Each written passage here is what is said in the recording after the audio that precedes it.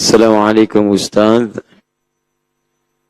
Semoga Allah selalu menjaga Anda dan seluruh kaum muslimin. Semoga Allah memberikan keberkahan bagi Anda. Baik. Saya punya dua pertanyaan. Saya baca satu dan saya jawab satu ya. Saya baca yang kedua dulu karena pernyataan saya. Ustadz Adi pernah menyatakan bahwa setelah sholat asar tidak ada sholat lagi. Sedangkan kata Ustadz Abu Yahya Badrus Sanam dalam hadis Bukhari ada disebutkan bahwa Rasul sholat 2 rakaat setelah asar di rumahnya. Mohon penjelasannya. Teman-teman kalau baca hadis coba dilihat dulu hadis itu menerangkan apa.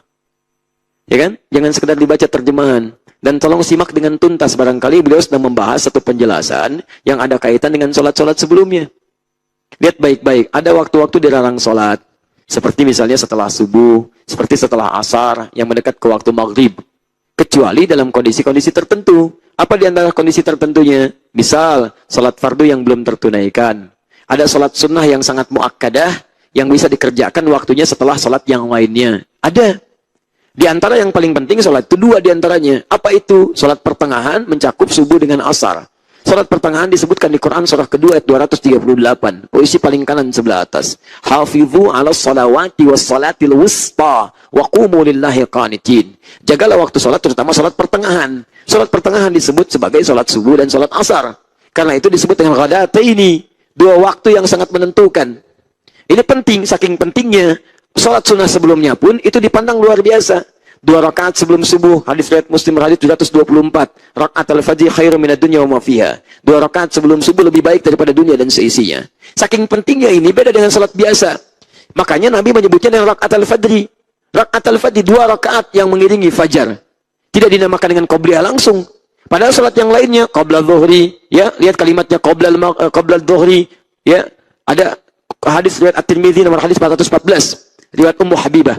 Ya, lihat kalimatnya, man shalla isnatai asyrata rakaatan. Siapa yang salat 12 rakaat fi yaumin wa lailatin, mengiringi salat siang dan malamnya, salat fardunya diiringi dengan salat sunnah 12 rakaat. Lihat kalimatnya arba'an qabla dhuhri, 4 rakaat sebelum zuhur. 4 rakaat sebelum zuhur. Kalimat qabla melekat, tapi subuh selain disebut qabla, setelah nanti ujung hadis ini juga disebutkan kalimat rakaat al-fajr, 2 rakaat fajar. Saking pentingnya ini, bahkan Nabi mengamalkan amalan yang tidak biasa pada umumnya. Orang yang ketinggalan sholatnya, misal, 1, ketinggalan sholat fardunya, harusnya jam 4.29, dia bangun 9:24. Belum sholat dia dan kesiangan karena uzur syar'i, maka dia boleh bangun dan pada saat bangunnya di situ waktu sholatnya. Khusus waktu subuh, dia masih boleh bahkan sholat sunnah dulu.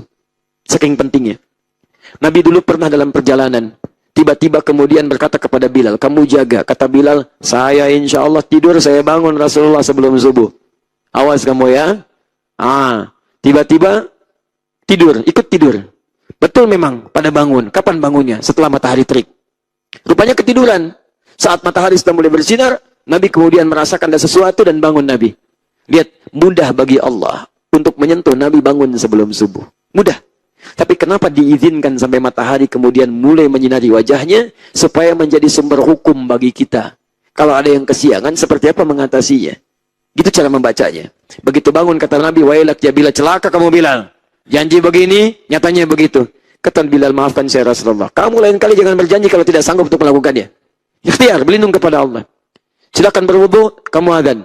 Berwudu, adzan, qomat dan sempat sholat sunnah dulu baru sholat subuh. Saking pentingnya. Bahkan yang kedua, hukumnya agak unik. Bagi yang terbiasa sholat 2 rakaat fajar, mengiringi sholat subuh, tiba-tiba terlambat dia misalnya ke masjid. Begitu ke masjid, sudah dimulai sholat subuh. Maka dia boleh menunaikannya setelah sholat subuh ditunaikan.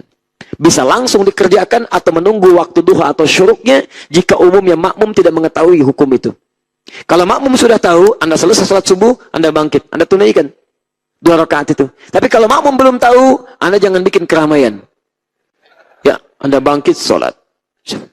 Aliran sesat kayaknya. Sesat. Aliran sesat tuh. Dirame orang. Tunggu waktu syuruk. Kemudian hadir, Anda niatkan untuk mengganti yang itu. Coba, rakaat fajar sebelum subuh. Tapi kenapa dikerjakan setelah subuh? Ada kasus. Sama kasus dengan orang tidak mendapatkan 2 rakaat ba'da zuhur. Sama kasusnya. Karena itu diikat dengan 12 rakaat tadi. Arba'an qabla zuhri. Raka'ataini ba'daha. Rak'ataini qabla al-maghrib, rak'ataini ba'da al-maghrib, rak'ataini ba'da al-isya, rak'ataini qabla as-subhi. 4 rakaat sebelum zuhur, 2 rakaat setelah zuhur. Ada yang tidak mendapatinya, maka dia dapatkan setelah kemudian masuk waktu asar, dia kerjakan pada saat itu. Paham? Di hadis ini bukan menunjukkan sholat khusus sengaja dikerjakan pada saat asar. Bukan. Karena tidak ada ba'diyah asar.